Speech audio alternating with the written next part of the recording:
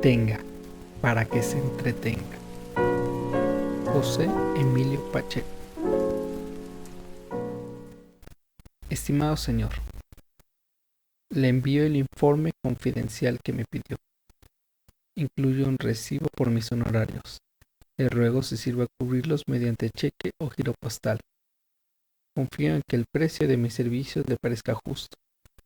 El informe salió más largo y detallado de lo que en un principio supuse. Tuve que redactarlo varias veces para lograr cierta claridad ante lo difícil y aún lo increíble del caso. Recibe los atentos saludos de Ernesto Domínguez Puga, detective privado. Palma 10, despacho 52. México, Distrito Federal, sábado 5 de mayo de 1972.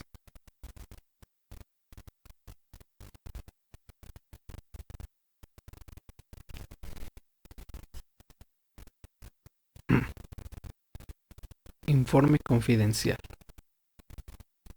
El 9 de agosto de 1943, la señora Olga Martínez de Andrada y su hijo de 6 años, Rafael Andrade Martínez, salieron de su casa, Tabasco 106, Colonia Roma. Iban a almorzar con doña Caridad Acevedo, viuda de Martínez, en su domicilio Gelati 36 bis, Tacubaya. Ese día descansaba el chofer. El niño no quiso viajar en taxi. Le pareció una aventura ir con los pobres en tranvía y autobús. Se adelantaron a la cita y la señora Olga se le ocurrió pasear al niño por cercano al bosque de Chapultepec. Rafael se divirtió en los columpios y resbaladillas del rancho de la Hormiga, atrás de la residencia presidencial, Los Pinos. Más tarde, fueron por las calzadas hacia el lago y descansaron en la falda del cerro.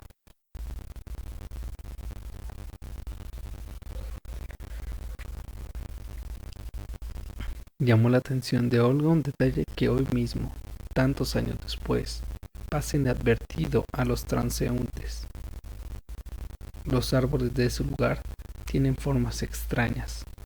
Se hallan como aplastados por un peso invisible. Esto no puede atribuirse al terreno caprichoso ni a la antigüedad. El administrador del bosque informó que no son árboles vetustos como los ahuehuetes prehispánicos de las cercanías. Datan del siglo XIX, cuando actuaba como emperador de México el archiduque Maximiliano ordenó sembrarlos en vista de que la zona resultó muy dañada en 1847, a consecuencia de los combates en Chapultepec y el asalto al castillo por las tropas norteamericanas. El niño estaba cansado y se tendió de espaldas en el suelo. Su madre tomó asiento en el tronco de uno de aquellos árboles que, si usted me lo permite, calificaré de sobrenaturales. Pasaron varios minutos. Olga sacó su reloj, se le acercó a los ojos, vio que ya eran las 2 de la tarde y debían irse a casa de la abuela. Rafael le suplicó que lo dejara un rato más. La señora aceptó de mala gana, inquieta porque en el camino se habían cruzado con varios aspirantes a torero, quienes, ya desde entonces, practicaban al pie de la colina en un estanque seco, próximo al sitio que asegura fue el baño de Moctezuma. A la hora del almuerzo, del bosque había quedado desierto. No se escuchaba rumor de automóviles en las calzadas ni trajín de lanchas en el lago. Rafael se entretenía en obstaculizar con una ramita el paso de un caracol. En ese instante se abrió un rectángulo de madera oculto bajo la hierba rala del cerro y apareció un hombre que dijo a Rafael: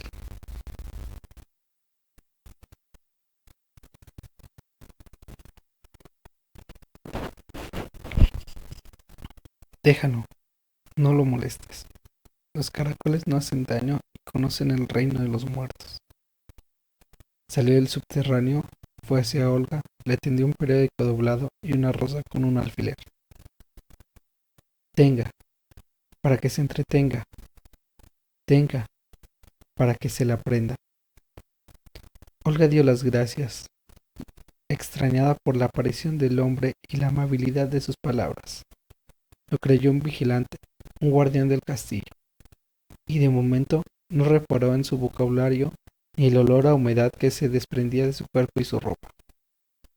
Mientras tanto, Rafael se había acercado al desconocido y le preguntaba: ¿Ahí vives?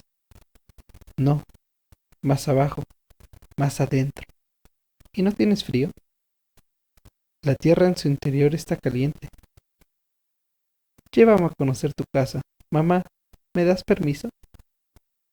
Niño, no molestes. Dale las gracias al Señor y vámonos ya. Tu abuelita nos está esperando. Señora, permítala asomarse. No lo deje con la curiosidad. Pero, Rafaelito, ese túnel debe estar muy oscuro. ¿No te da miedo? No, mamá. Olga sintió con gesto resignado. El hombro tomó de la mano a Rafael y dijo al empezar el descenso: Volveremos. Usted no se preocupe. Solo voy a enseñarle la boca de la cueva. Cuídelo mucho, por favor. Se lo encargo.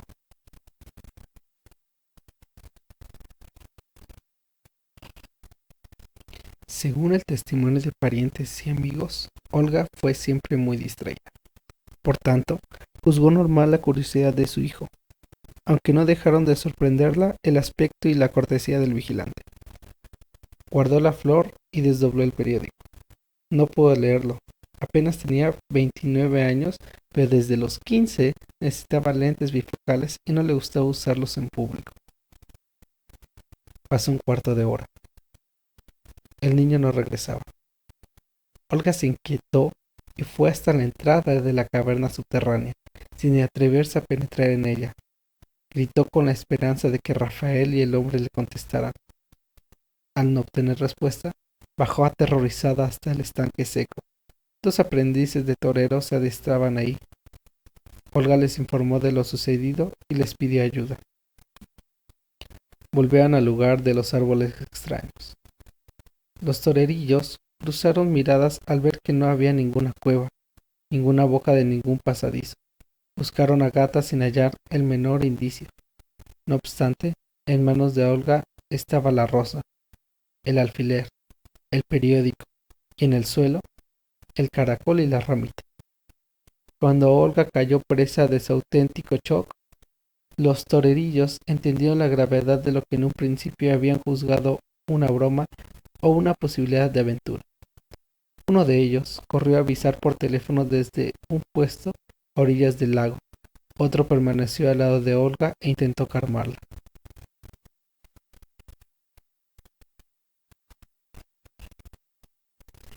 Veinte minutos después se presentó en Chapultepec el ingeniero Andrade, esposo de Olga y padre de Rafael. Enseguida aparecieron los vigilantes del bosque, la policía, la abuela, los parientes, los amigos y desde luego la multitud de curiosos que siempre parece estar invisiblemente al acecho en todas partes y se materializa cuando sucede algo fuera de lo común. El ingeniero tenía grandes negocios y estrecha amistad con el general Maximino Ávila Camacho, modesto especialista en resistencia de materiales cuando gobernaba el general Lazo Cárdenas. Andrade se había vuelto millonario en el nuevo régimen gracias a las concesiones de carreteras y puentes que le otorgó don Maximino.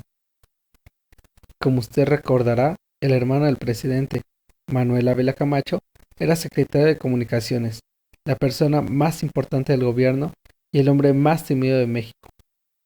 Bastó una orden suya para movilizar a la mitad de todos los efectivos policiales de la capital.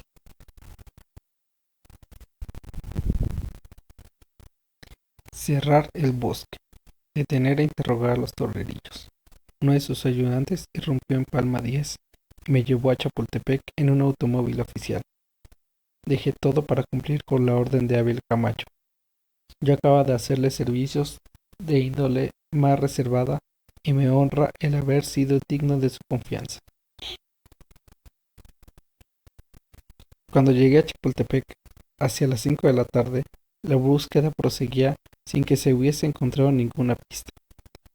Era tanto el poder de don Maximino que en el lugar de los hechos se hallaba para dirigir la investigación el general Miguel Z. Martínez, jefe de la policía capitalina, y el coronel José Gómez Anaya, director del servicio secreto. Agentes uniformados trataron, como siempre, de impedir mi labor. El ayudante dijo a los superiores el nombre de quien me ordenaba hacer una investigación paralela. Entonces me dejaron comprobar que en la tierra había rastros del niño, no así el hombre que se lo llevó. El administrador del bosque aseguró no tener conocimiento de que hubiera cuevas o pasadizos en Chapultepec. Una cuadrilla excavó el sitio en donde Olga juraba que había desaparecido su hijo. Solo encontraron cascos de metralla y huesos muy antiguos. Por su parte, el general Martínez declaró a los reporteros de la existencia de túneles en México eran una más entre las muchas leyendas que envuelven el secreto de la ciudad. La capital está construida sobre el lecho de un lago. El subsuelo fangoso vuelve imposible una red subterránea. En caso de existir, se hallaría anegada. La caída de la noche obligó a dejar el trabajo para la mañana siguiente. Mientras se interrogaba a los torerillos en los separos de la inspección, acompañé al ingeniero Andrade a la clínica psiquiátrica de Mixcoac, donde atendían a Olga los médicos enviados por Ávila Camacho. Me permitieron hablar con ella y solo saqué en claro lo que consta al principio de este informe. Por los insultos que recibí en los periódicos, no guardé recortes y ahora lo lamento. La radio difundió la noticia, los vespertinos ya no alcanzaron. En cambio, los diarios de la mañana desplegaron en primera plana y a 8 columnas lo que a partir de entonces fue llamado El misterio de Chapultepec. Un pasquín ya desaparecido se atrevió a afirmar que Olga tenía relaciones con los dos torerillos. Chapultepec era el escenario de sus encuentros. El niño resultaba el inocente encubridor que al conocer la verdad tuvo que ser eliminado. Otro periódico sostuvo que hipnotizaron a Olga y le hicieron creer que había visto lo que contó. En realidad el niño fue víctima de una banda de robachicos. El término traducido literalmente de kidnappers se puso de moda en aquellos años por el gran número de secuestros que hubo en México durante la Segunda Guerra Mundial. Los bandidos no tardarían en pedir rescate o en mutilar a Rafael para obligarlo a la mendicidad. Aún más irresponsable, cierta hoja inmunda engañó a sus lectores con la hipótesis de que Rafael fue capturado por una secta que adora a dioses prehispánicos y practica sacrificios humanos en Chapultepec. Como usted sabe, Chapultepec fue el bosque sagrado de los aztecas. Según los miembros de la secta, la cueva oculta en este lugar es uno de los ombligos del planeta y la entrada al inframundo. Semejante idea parece basarse en una película de Cantinflas, El signo de la muerte. En fin, la gente halló un escape de la miseria, las tensiones de la guerra, la escasez, la carestía, los apagones preventivos contra un bombardeo aéreo que por fortuna no llegó jamás. El descontento, la corrupción, la incertidumbre y durante algunas semanas se apasionó por el caso. Después, todo quedó olvidado para siempre. Cada uno piensa distinto. Cada cabeza es un mundo y nadie se pone de acuerdo en nada. Era un secreto a voces que para 1946 don Maximino ambicionaba suceder a don Manuel en la presidencia. Sus adversarios aseguraban que no vacilaría en recurrir al golpe militar y fratricidio. Por tanto, de manera inevitable se le dio un sesgo político a este embrollo. A través de un seminario de oposición, sus enemigos civiles difundieron la calumnia de que don Maximino había ordenado el asesinato de Rafael con objeto de que el niño no informara al ingeniero Andrade de las relaciones con su protector sostenía con Olga.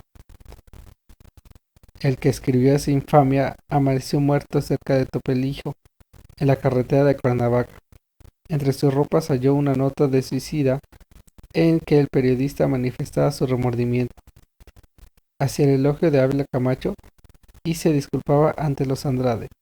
Sin embargo, la difamación encontró un terreno fértil, ya que don Maximino, personaje extraordinario, tuvo un gusto proverbial para las llamadas aventuras.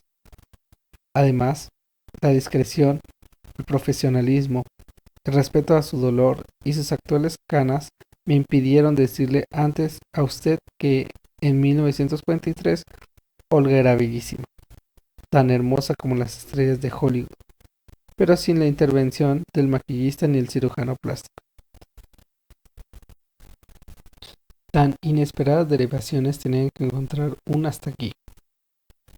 Gracias a métodos que no viene al caso de escribir, los torerillos firmaron una confesión que aclaró las dudas y acalló la maledicencia. Según consta en actas, el 9 de agosto de 1943, los adolescentes aprovechaban la soledad del bosque a las 2 de la tarde y la mala vista de Olga, para montar la farsa de la cueva y el vigilante misterioso. Enterados de la fortuna del ingeniero, que hasta entonces había hecho esfuerzos para ocultarla, se proponen llevarse al niño y exigir un rescate que les permita comprar su triunfo en las plazas de toros. Luego, atemorizados al ver que pisan terrenos del implacable hermano del presidente, los torerillos enloquecen de miedo, asesinan a Rafael, lo descuartizan y echan sus restos al canal de desagüe. La opinión pública mostró credulidad y no exigió que se puntualizaran algunas contradicciones. Por ejemplo, ¿qué hizo de la caverna subterránea por la que desapareció Rafael? ¿Quién era y en dónde se ocultaba el cómplice que desempeñó el papel de guardia? ¿Por qué, de acuerdo con el relato de la madre, fue el propio niño quien tuvo la iniciativa de entrar en el pasadizo? Y sobre todo, ¿a qué horas pudieron los torerillos desatar a Rafael y arrojar los despojos a las aguas negras, situados en su punto más próximo a 20 kilómetros de Chapultepec? Si, como antes he dicho, uno llamó a la policía y al ingeniero Andrade, el otro permaneció al lado de Olga y ambos estaban en el lugar de los hechos cuando llegó la familia y las autoridades. Pero al fin y al cabo, todo en este mundo es misterioso. No hay ningún hecho que pueda ser aclarado satisfactoriamente. Como tapabocas se publicaron fotos de la cabeza y el torso de un muchachito, vestigios extraídos del canal del desagüe. Pese a la avanzada descomposición, era evidente que el cadáver correspondía a un niño de 11 o 12 años, y no de 6 como Rafael. Esto sí no es un problema. En México, siempre que buscas un cadáver se encuentran muchos otros en el curso de la pesquisa. Dicen que la mejor manera de ocultar algo es ponerla a la vista de todos. Por ello y por la extensión del caso y sus inesperadas ramificaciones, se disculpará que yo no empezara por donde procedía, es decir, por interrogar a Olga acerca del individuo que capturó a su hijo. Es imperdonable, lo reconozco, haber considerado normal que el hombre le entregara una flor y un periódico y no haber insistido en examinar estas piezas. Tal vez un presentimiento de lo que iba a encontrar me hizo posponer hasta el último el verdadero interrogatorio.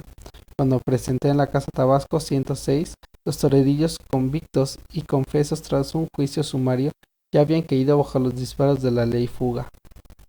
En Mazatlán intentaban escapar de la cuerda en que iban a las Islas Marías para cumplir una condena de 30 años por secuestro y asesinato. Y ya todos, menos los padres, aceptaban que los restos hallados en las aguas negras eran los del niño Rafael Andrade Martínez.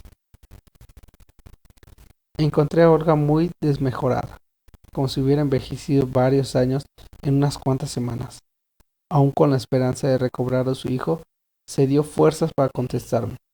Según sus apuntes taquigráficos, la conversación fue como sigue.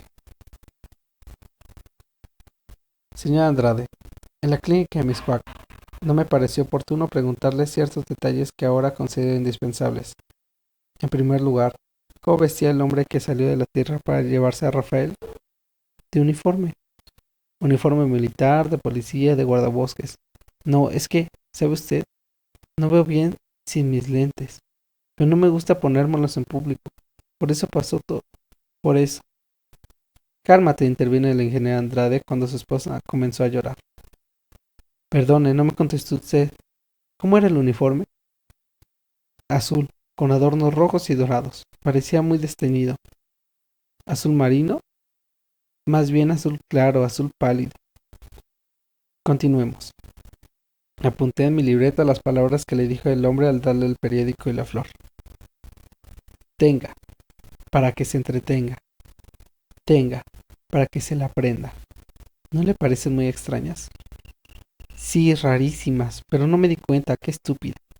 No me lo perdonaré jamás. ¿Advirtió usted en el hombre algún otro rasgo fuera de lo común? Me parece estar oyéndolo. Hablaba muy despacio y con acento. Acento regional, como si el español no fuera su lengua. Exacto, como si el español no fuera su lengua. Entonces, ¿cuál era su acento? Déjeme ver. Quizá como alemán. El ingeniero y yo nos miramos. Había muy pocos alemanes en México. Eran tiempos de guerra, no se olvide, y los que no estaban concentrados en el castillo de Perote vivían bajo sospecha. Ninguno se hubiera atrevido a meterse en un lío semejante. ¿Y él? ¿Cómo era él? Alto, sin pelo, olía muy fuerte como humedad. Señora Olga, disculpe el atrevimiento, pero si el hombre era estafalario, ¿por qué dijo que Rafaelito bajara con él a la cueva? No sé, no sé, por tonta, porque él me lo pidió, porque siempre lo he consentido mucho. Nunca pensé que pudiera ocurrirle nada malo. Espere, hay algo más. Cuando el hombre se acercó, vi que estaba muy pálido. ¿Cómo decirle blancuzco? ¿Cómo decirle blancuzco? Eso es, como un caracol fuera de su concha. Válgame Dios, ¿qué cosas se te ocurren? Exclamó el ingeniero Andrada. Me estremecí para fingirme sereno, enumeré. Bien, aunque decía frases poco usuales. Hablaba con acento alemán, llevaba uniforme, azul pálido, olía mal y era fofo, viscoso. ¿Gordo de baja estatura? No, señor, todo lo contrario, muy alto, muy delgado. Ah, además tenía barba. ¿Barba? Pero sí, ya nadie usa barba, intervino el ingeniero Andrada. Pues él la tenía, afirmó Olga. Me atreví a preguntarle. Una barba como la de Maximiliano Habsburgo, partida en dos sobre el mentón. No, no recuerdo muy bien. La barba de Maximiliano. En casa de mi madre hay un cuadro del emperador y la emperatriz Carlota. No, señor. Él no se parecía a Maximiliano. Lo suyo eran más bien mostachos o patillas, como grises o blancas, no sé. La cara del ingeniero reflejó mi propio gesto de espanto. De nuevo quise aparentar serenidad y le dije como si no hubiera importancia. ¿Me permite examinar la revista que le dio el hombre? Era un periódico, creo yo. También guardé la flor y el alfiler en mi bolsa. Rafael, ¿no te acuerdas qué bolsa llevaba? La recogí en mis cuac y luego la guardé en tu ropero. Estaba tan alterado que no se me ocurrió abrirla. Señor, en mi trabajo he visto cosas que horrorizarían a cualquiera. Sin embargo, nunca había sentido ni he vuelto a sentir un miedo tan terrible como el que me dio cuando el ingeniero Andrade abrió la bolsa y nos mostró una rosa negra marchita. No hay en este mundo rosas negras. Un alfiler de oro puro, desgastado, y un periódico amarillento que casi se deshizo cuando lo abrimos. Era la Gaceta del Imperio con la fecha del 2 de octubre de 1866. Más tarde nos enteramos de que solo existe otro ejemplar en la hemeroteca. El ingeniero Andrade, que en paz descanse, me hizo jurar que guardaría el secreto. El general Maximino Ávila Camacho me recompensó sin medida y me exigió olvidarme del asunto. Ahora pasados tantos años confío en usted y me atrevo a revelar a nadie más he dicho una palabra de todo esto. El auténtico desenlace de lo que llaman los periodistas, el misterio de Chapultepec. Poco después, la inesperada muerte de don Maximino iba a significar un nuevo enigma, abrir el camino al gobierno civil de Miguel Alemán y terminar con la época de los militares en el poder.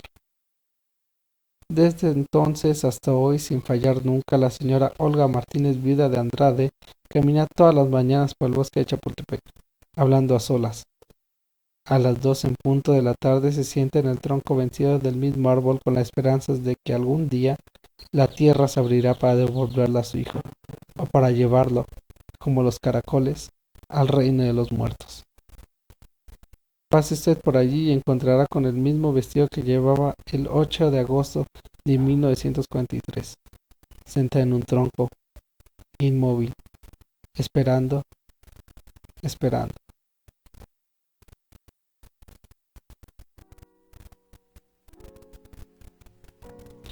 Tenga, para que se entretenga. José Emilio Pacheco. El principio del placer, 1972.